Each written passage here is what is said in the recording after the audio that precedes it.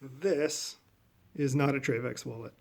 This is. This is my old wallet, which I'm replacing. I decided that I was storing too many things that I didn't need every day, and it was just this bulky thing that was kind of sitting in my front pocket all the time.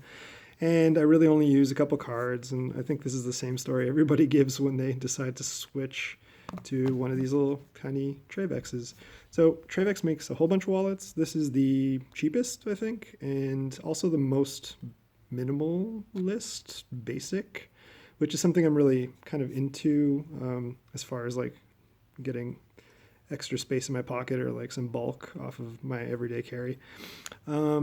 Yeah, so it's pretty basic. It's a metal frame with kind of a, I think they call it a mil spec strap, which is a kind of like this belt material. It's burnt or kind of like sealed on the edges to lock it in place, and you tighten it kind of with this little mechanism here. So all the other reviews I watch before buying one of these kind of goes over the fact that this is a very kind of like tricky estimation when you're trying to, figure out the size of everything, because you put the cards in and then it's very super, I don't know, it's kind of difficult to adjust this with all the cards in. So you take all the cards out, you adjust, you put them back in, you see if it's tight enough. But that's the only thing you really have to fiddle with, and it's like right in the beginning, assuming you're not like just throwing cards away every week and like having 6 cards instead of 7 and then going up to 8 or whatever.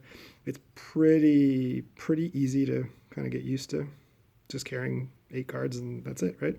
On the back side, and I'll load up some cards into this. This is like, I think this is I don't know how many cards that is, but it's whatever cards I have minus my driver's license. And it's not super snug because it is missing a card.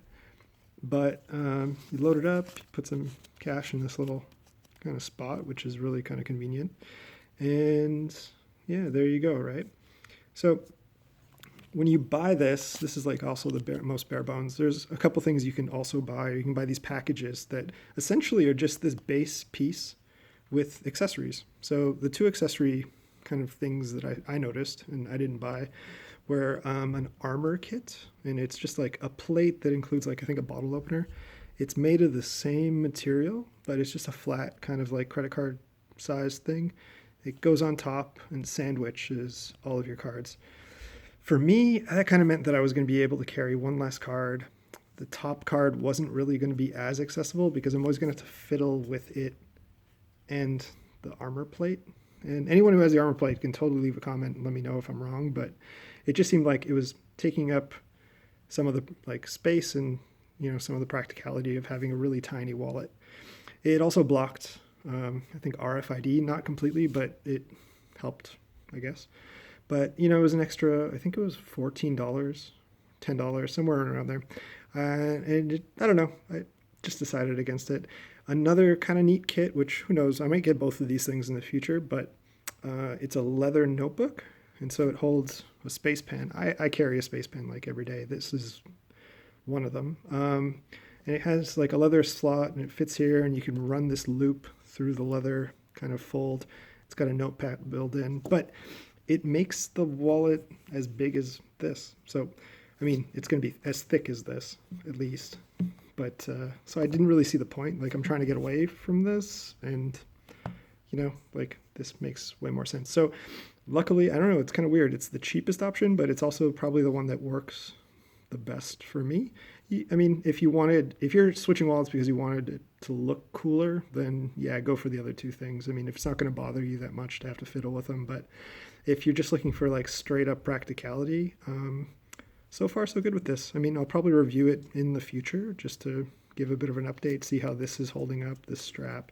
I've seen a whole bunch of like people's pictures of their 1-year-old, 2-year-old versions of this. I think 2-year-old. I don't know if these have been around that long, but they're used ones and they hold up really well. There's not a lot that can go wrong with them, and they're pretty simple to fix. I'm assuming if this breaks or something.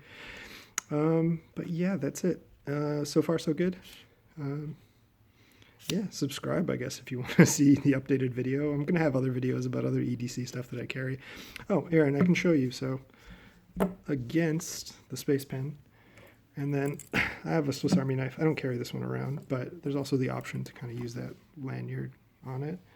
And then I'm just putting objects that you might have around your house so you can get a sense for how big it actually is.